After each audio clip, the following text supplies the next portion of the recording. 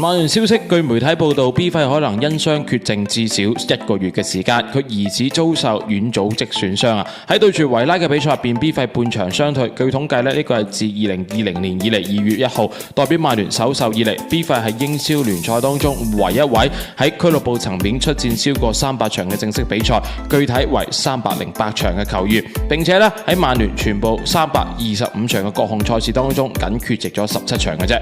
而據報道啦，羅馬正在同舒克斯就個人嘅條款進行深入嘅談判啦。呢個亦都係俱樂部1月份嘅頭號隱瞞目標。據悉呢一筆嘅交易能唔能夠達成，仍取決於曼聯嘅決定。而羅馬目前希望盡快穿低舒克斯啊，但係曼聯有好多名球員由於傷病嘅原因或者參加非洲杯傷缺啊。